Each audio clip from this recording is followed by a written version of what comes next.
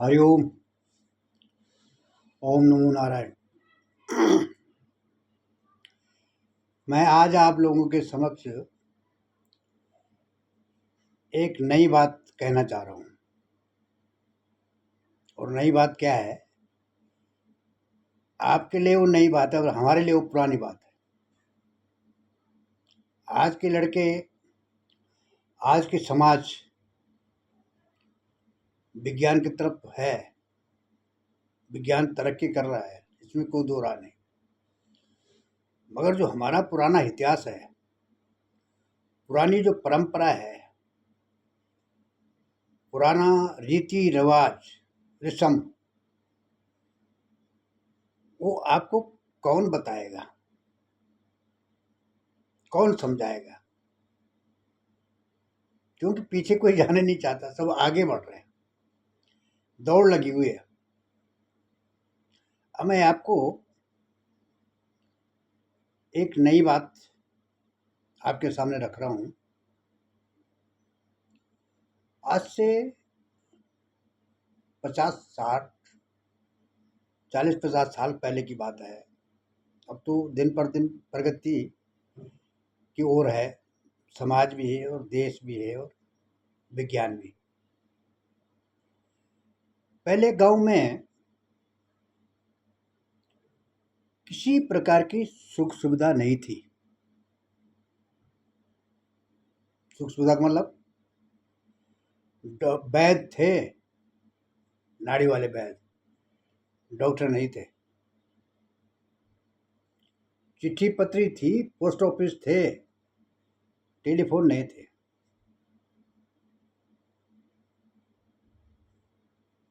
पैदल चलने के रास्ते थे, गाड़ी और रोड नहीं थी। घोड़े खच्चर थे, सरकारी समिति की दुकान थी, कंट्रोल थे।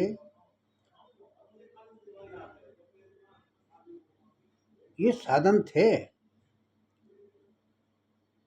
किंतु सुख सुविधा वाली जो आज की जो स्थिति वो तब नहीं थी।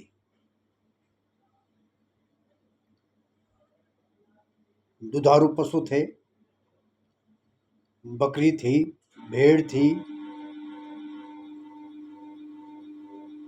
पशुपालन था, बगीचा था, बड़े बड़े बगीचे थे। परिवार भी खूब भरा पूरा था। जमीन कम थी, मगर तब ये मशीन नहीं थी सड़क बनाने वाली, न पोकलैंड थी, न जेसीबी थी। तब ये कारतूस हुआ करते थे, संबल होते थे, घन होता था।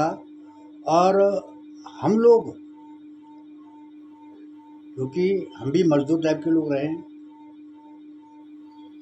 ठेकेदारों के साथ काम करके, दिहाड़ी मजदूरी करके अपने बाल बच्चों को, अपने परिवार को उनका भरण पोषण करते थे।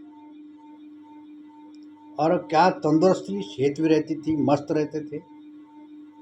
रोटी के लिए सब्जी की जरूरत नहीं थी, चाय के साथ रोटी खा लेते थे, चटनी के साथ रोटी खाते थे, नमक के साथ खा लेते थे और खूब भरपूर भरपूर पेट भरता था। सरकारी सुविधा कुछ नहीं थी, न वृद्ध पेंशन थी, न विधवा पेंशन थी, न आपदा थी, न कुछ था। जो था वो अपने पर निर्भर था। है, एक कमरे का मकान था, ऊपर उसकी पटाल होती थी, पटाल होते ना, छाजा मुंडी, केबाड़, खम्भ लकड़ी का, सीमेंट सरिया कोई मतलब ही नहीं थे। लाकड़ा था, जगोना था, गैस को कोई मतलब ही नहीं थे। टीवी अलाड़ा फलाड़ा, ये फ्रिज फ्रिज ये सब पता नहीं कब था, क्या था। तो एक कमरे के अंदर क्या प्यार से रंथाया, हमारा वैभव भी, हम भी, सब रंथाया। है वरय कोणठा पारय कोणठा तिवारी ज पंडा हंसता थया खेलता थया उठता थया बैठता थया प्यार थई प्रेम थई सब कुछ थई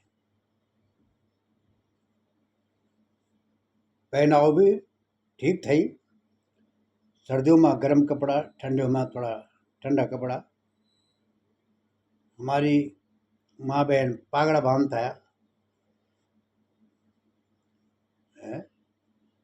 हम लोग टोपी पहनता है कुर्ता पैजामा वास्कट कोट हमारा बुजुर्ग लोग धोती पहनता है तो ठीक पेवर तनी खाणो थे तनी लेणो थे तनी पहनो थे क्या मस्त रमता है ये कोई बीमारी नहीं थे तबरी वो जैते हम कॉलरा बोलो तैते तबरी हैजे बोलता है जैते माता वो कंजा कुंजा होता है पर वो जड़ी बूटी दवाई दावे से सब ठीक हो जाता है आंखा होता है तबरी आंखा लाल होता है ना तो बता कि आंख आ गया तो तवरी नमक को पानी डालता है आंखों में अटी रीते और भी कई चीज थी केसर वगैरह वगैरह ये सब चीज थी हमारी पुरानी जो परंपरा पुराना जो इतिहास हमारा पूर्वजों को घंडियालू लग थी थोड़ा थया जागर लग थया पवाड़ा लग थया पनो नाच थया महाभारत हों थी देवी देवताओं की जब भी जो चा यात्रा होते जात्रा होता है बाखरे में मरता तवरी बाखरे में मारता है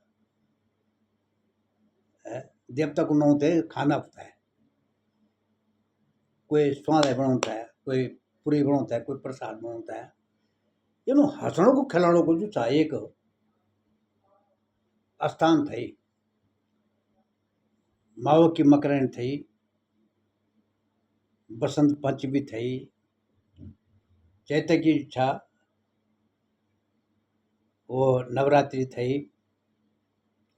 बैसाखी थी जन्माष्टमी थी रक्षाबंधन थी भादों को टेकटा थाया घुएर त्यार जो तो बोल रहा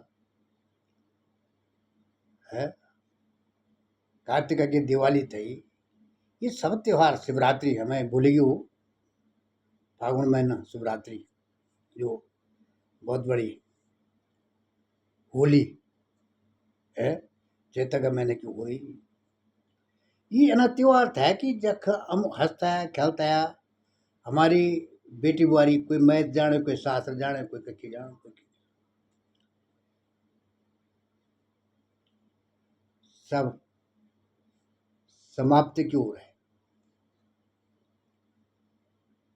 कोई भी बुजुर्ग कोई भी कथावाचक कोई भी व्यास कोई भी नेता कोई भी वक्ता इन बातों को बोलने के लिए तैयार नहीं है क्योंकि वो अपनी हंसी समझता है अपनी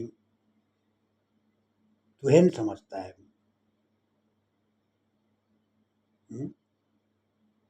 यानी पता ही नहीं कि जान तो सब तक की बाटो अगाड़ी जा चा पिछाड़ जा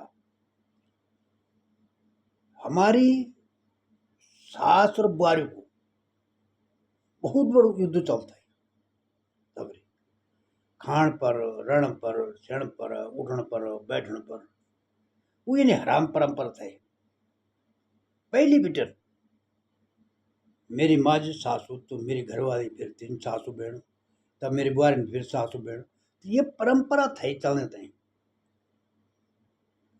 है बारात थे बोल ओढ़े ना और जब बारात भीतर पर आई तनी एक बिरादन बिलन जो था वो बाटू भेटी कैण तेरा सास ने उठो घेड़ा पर दवाई देनी और बुआरी ने देख लिया कि मेरे सास ने बिराद हो घेड़ा दवाई दे और झट लिया तीन बड़ो लाड़ करते बुआरे तीन बित्ता नहीं कर दी लिया का किन बिलो आ गिड़ा पर दबे लोगों ने पूछी क्यों के कर तू इन्होंने मेरे सास में तन करे ये था। और ये बोलता है जब समझौता है कि अरे बाबू अगाड़ी के लाकड़ी पिछाड़ी तो होनी थी जल्दी थे कि बोले थे तुझे भी सासू तुझे भी बूढ़ी बेड़ा तो ये था। माँ बापों के बीच में भी भय थी डर था। हमने भी बहुत है हम भी जब कहीं जानता है और लेट हुई थे तो डरे डरे उड़ते घर। आज वो चीज़ नहीं है। अनुशासन खत्म हो गया और जहाँ अनुशासन खत्म हुआ वहाँ दुशासन पैदा हो गया। जहाँ अनुशासन खत्म हुआ दुष्ट आत्मा पैदा हो गई। और अनुशासन ही परिवार को सुरक्षित रख सकता है, ये मेरा अनुभव है। जो परिवार अनुशासित नहीं है वहाँ दूषित है, वहाँ विवाद है, वहाँ कला है, वहाँ दुख है, वहाँ विपत्ति है। जो परिवार अनुशासित है वहाँ सुख है, समृद्धि है, खुशहाली है और अमन है। इन बातों को मैं इसलिए कहता हूँ कि लोग इनको याद रखें, समझे। सत्य है ये कोई बनावटी बात ही नहीं है। सुबह 4 बजे उठना, छानियों में जाना, वहाँ हमारी तक भैंस रंता है बल रंता है तो पर न्यार पात देना था। सुबह भैंस नहाउण थे पिलाउण थे बैर गहण थे वितरण थे नहाउण थे धुलाउण थे। ये हमारो योग थे योगा देखते हैं हलियाण लिया या न करना है। भिंगण कुटण थे मिसाला पिसण थे पिसून थे खातर छपन थे यो हमारो योग थे। घास करण थे मूल कठु कन थे मूल पिट पर लियाण थे डोकरा टिंका टिंकारा चुनता है। ये सब था अब खत्म है। क्यों? हम शरीर को बहुत आराम देना चाहते हैं। ऐसे पता ही नहीं है कि शरीर हमको साधन मिला हुआ है, यही हमारा साथ है, बाकी कुछ नहीं साथ नहीं है। जन्म से मरण तक शरीर ही साथ देगा आपका। ना बेटा बेटी कुटुंब कबीला भाई भतीजा कुटुंब कबीला भाई भतीजा कुटुंब घनेरा अंत काल में कोई न मेरा। यही अंत में है, यही वहाँ से आया और यही वहाँ जाएगा। ये सही रहेगा और ये सही तब रहेगा जब आप हम सब अपनी मर्यादा में रहेंगे, अपने पूर्वजों की दी हुई संस्कृति को जीवित रखेंगे। इसलिए मैं जब देख रहा हूँ ना तो बड़ा कष्ट होता है। आज परिवार परेशान क्यों है? उसका कारण क्या है? सुखी नहीं है कोई, चाहे करोड़पति धनपति है, पैसा सुखी कोई नहीं है। क्यों? क्योंकि उसने अपनी परंपरा को खत्म कर दिया है, अपने पूर्वजों की संस्कृति को ध्वस्त कर दिया है। मंदिर बहुत बन रहे हैं, दीपक देने वाला कोई नहीं है, दोस्त खड़ा हो गया।